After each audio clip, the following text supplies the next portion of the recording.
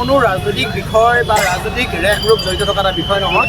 এটা খুব এটা স্পৰ্শকাতৰ বিষয় হয়। গতিকে অসম চৰকাৰ তথা ভাৰত চৰকাৰক আমি বিনম্ৰভাৱে অনুৰোধ জনাব বিচাৰিছোঁ, তেওঁলোকে যি আপোনবোৰ নীতি লৈ আছে নীতিটো পৰিহাৰ কৰক।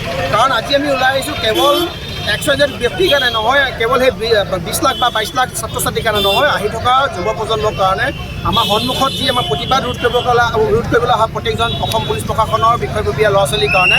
গতিকে এটা কথাই আপোনালোকে ইয়াৰ পৰা আমি স্পষ্ট কৰিব বিচাৰিছোঁ যে এনেকুৱা ধৰণৰ এটা স্পৰ্শকাতৰ এনেকুৱা ধৰণৰ এটা চেঞ্চিটিভ এণ্ড ৰেছপনচিবিলিটি এটা পজিশ্যনত কেন্দ্ৰীয় শিক্ষামন্ত্ৰী ধৰ্মেন্দ্ৰ প্ৰধানৰ নিচিনা এজন অযোগ্য ব্যক্তি বহাই ৰখাতকৈ আমি ভাবোঁ যে বিজেপি চৰকাৰখনত তেওঁতকৈ যথেষ্ট যোগ্য ব্যক্তি ওলাব।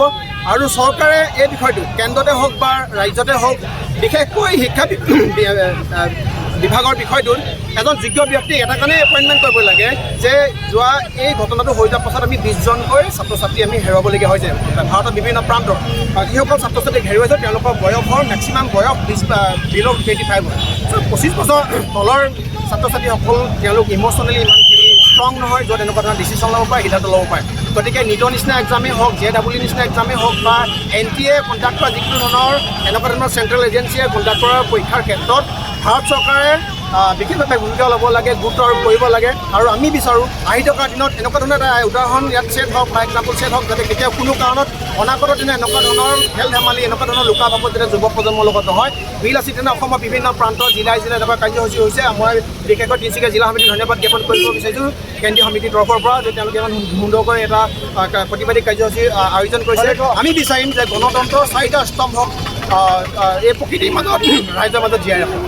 আজি দিল্লীৰ প্ৰতিবাদীসকলৰ মাজত লাঠিচাৰ্জ কৰাটো খুব বেয়া কথা হৈছে। কাৰণ এখন গণতন্ত্ৰত প্ৰত্যেকজন ব্যক্তিৰ অধিকাৰ আছে প্ৰতিবাদ কৰিবৰ কাৰণে, শান্তিপূৰ্ণ প্ৰতিবাদ কৰিবৰ কাৰণে হওক বা গণতান্ত্ৰিক যিকোনো প্ৰতিবাদ কৰিবৰ কাৰণে হওক। গতিকে এই এনেকুৱা ধৰণৰ বিষয়বিলাক কেতিয়াও কোনো কাৰণত গণতন্ত্ৰৰ বাবে এটা শুভ লক্ষণ নহয়। সুমন ৱাংচুক এজন ব্যক্তি, তেওঁক কেতিয়াবা পাকিস্তানী বনোৱা হয়, কেতিয়াবা তেওঁক চাইনিজ বনোৱা হয়। তেনেকুৱা এজন বিজ্ঞানী এজন ব্যক্তিয়ে যিজন ব্যক্তিয়ে বিগত দিনত আপুনি যদি ভালদৰে ইতিহাস খুচৰি চায় আপুনি গম পাব যে তেখেতে ভাৰতৰ কাৰণে, পৃথিৱীৰ কাৰণে, বিশ্বৰ কাৰণে যথেষ্টখিনি কাম কৰিছে। গতিকে সুমন ৱাংচুকৰ নিচিনা এজন ব্যক্তিক আমি তেনেকুৱা এজন ব্যক্তিক আমি শ্ৰদ্ধাৰে তেওঁ আদৰ্শলৈ আগবাঢ়ি যাব লাগে যে আহি থকা দিনত যাতে যুৱতীয়ে বা ভৱিষ্যত প্ৰজন্ম যাতে সাহস পায়, যাতে প্ৰেৰণা পায়। ধন্যবাদ। আজি আমি সকলোৱে দেখিবলৈ পাইছোঁ দেশত শিক্ষা খণ্ডৰ ওপৰত এক বিশেষ মাধমাৰ পৰিছে।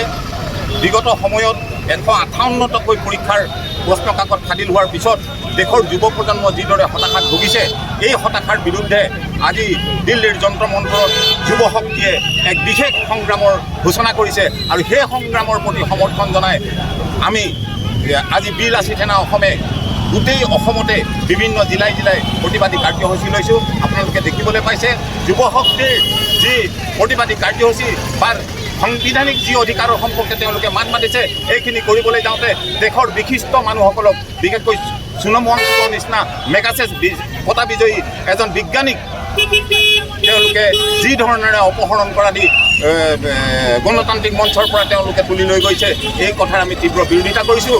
লগতে আজি যন্ত্ৰ মন্ত্ৰৰ পৰা সংসদ ভৱনলৈ মাৰ্চ কৰা প্ৰতিবাদী যুৱ শক্তিৰ ওপৰত যি ধৰণেৰে বৰ্বৰ অত্যাচাৰ চৰকাৰে চলাইছে, ভাৰত চৰকাৰে চলাইছে, আমি ইয়াৰ তীব্ৰ গৰিহণা জনাইছোঁ বিলাসী সেনা অসমে।